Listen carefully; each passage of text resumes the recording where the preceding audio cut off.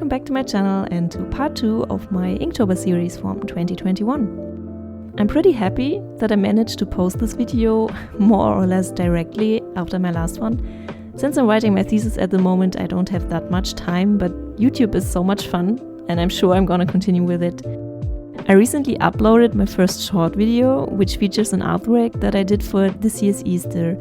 And I just wanted to say, I think shorts can be a great opportunity to show art pieces that might otherwise not have had a place in a longer video, because I'm working on something else, for example, and that way I can show you some more creation processes and pieces and behind the scenes stuff if I don't have that much time at hand, so yeah.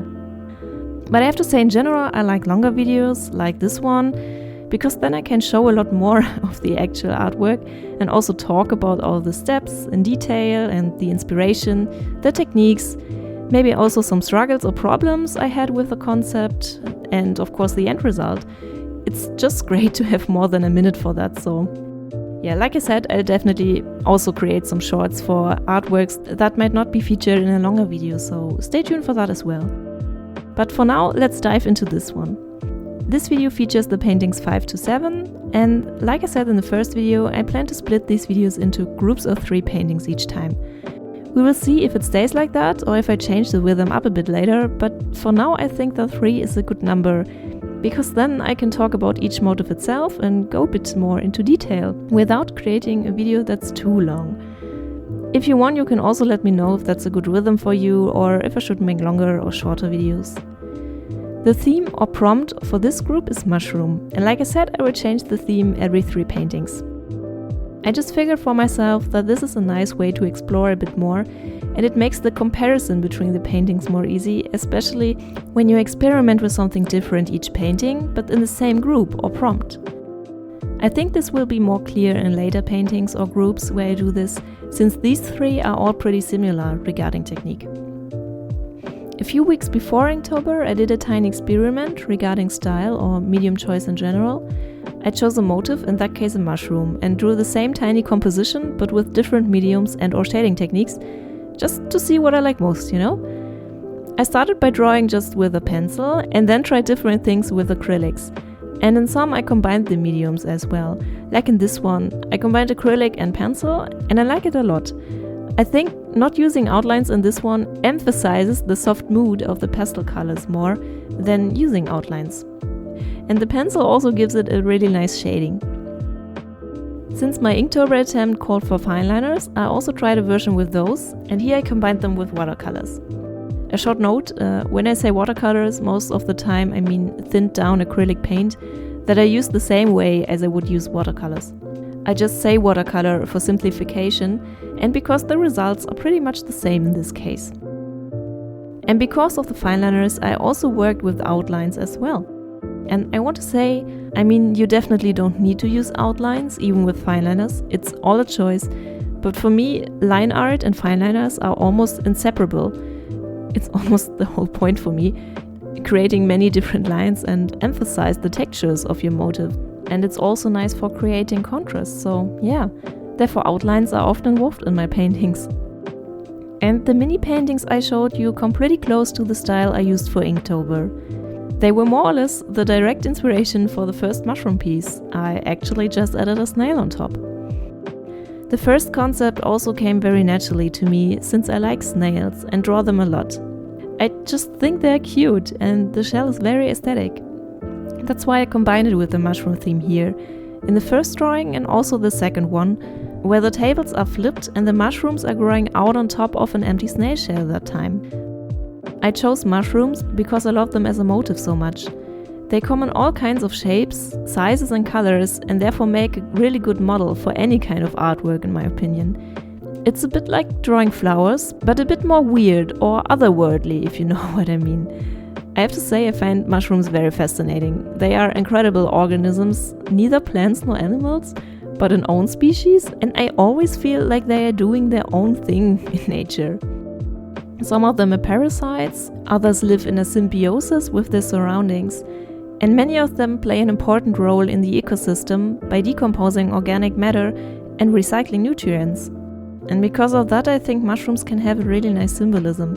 because they can be a metaphor for the end of a life cycle, but also for the beginning of a new life and starting the circle again. Oh man, this may sound a bit melodramatic here, I know, but yeah, that's what I feel like sometimes. But I would lie if I'd say I always put that much meaning or melancholic atmosphere in a painting with mushrooms. Sometimes I just like how they look and like to paint them and play with composition because they are such a cool model, and that's very fine as well. So yeah, you can say that there is some meaning and metaphor in this mushroom theme, especially in my second artwork, where the empty snail shell is overgrown with mushrooms, representing some kind of an ending life circle, but it was important to me that I would not create a mood that's too dark or something in these Inktober paintings. Sometimes I like that, but this time I just wanted to have fun and learn, so that's what I did here. At the end of Inktober, many of my artworks seem pretty colorful, light and pretty at first glance. And when you look deeper, you can catch a hint of nostalgia or melancholy, I would say, and that's very nice. When it comes to using watercolors or thinned down acrylics, I've tried different things so far. I mean, there are tons of ways you can use that medium, like wet on wet, wet on dry, sprinkle it, etc. And I figured my favorite one for Inktober that works most harmonious with the fine liners, in my opinion. Since I want to emphasize on texture a lot of times when I work with fine liners, I really like it when the watercolor creates some textures itself as well. And for that I try to create some harsher edges with the paint and not blend everything too much. I just let it dry in a tiny puddle to create more contrast. Some people would say it's too much water and you don't want puddles to fill and bend your paper. And I agree, it can be really risky sometimes when I do this because I don't want my paper to bend, but I feel like I can create more interesting results when I use more water. So guess it's just a personal preference. If you want to play it safe, you can achieve a similar result when you use less water. Just fill an entire area with your watercolor and let it dry just a bit, then go over it with a paper towel to remove the paint in the middle of the area. That way you get more contrast on the edges, because they had dried before the part you just removed. Now that I think of it, maybe I could create a tutorial around this technique, since I guess it would be too much to include it in this video now, but then I could include some paintings especially for this technique as well, so yeah, I'll keep that in mind I guess. Let me know if you would be interested in that. For the third mushroom theme, I wanted to have something covered in mushrooms again, so I combined it with a small stump study. Like that, it seems like a pretty natural or realistic concept, creating surrealism only by the color choice. But I like that. And somehow, this small painting gives me some fantasy or magical forest kind of vibes. During Inktober, I often tried not to focus so much on choosing a concept. I just drew what came to my mind. In an art challenge like this, where you plan to paint every day, you don't have much time to come up with an overly complicated concept each time. I mean, okay, you could, and some people do, and it amazes me every time, but that would stress me out, I guess. And to stay motivated, it's helpful to create something that is more simple from time to time, like this tree stump. And a simple concept doesn't necessarily mean it's not much work, especially when it comes to a tree or wood in general, which has such a great texture, you can really go into detail with it. Time management wise, you have to stop at some point and move on to the next piece, because there are 24 pieces that also want to be painted. You know, it's a process, and that's why we participate in Inktober, for exactly that reason, to experiment and learn. So yeah, we will see where this leads. I'm still very pleased with the results of the mushroom theme. I think I like the second drawing most because I see some kind of metaphor in it, which is something I really like, but the other ones were really fun as well. I just like drawing snails.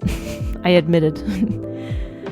I think the next 3 paintings will have the theme crystal, and if I remember correctly, that was also the first actual Inktober prompt that year. And I know that I also worked a bit more with cross-hatching in these paintings, so yeah, stay tuned. And with that being said, I hope you enjoyed this week's video, and let me know which one of these 3 paintings was your favorite this time. And we will see each other in the next video. Bye!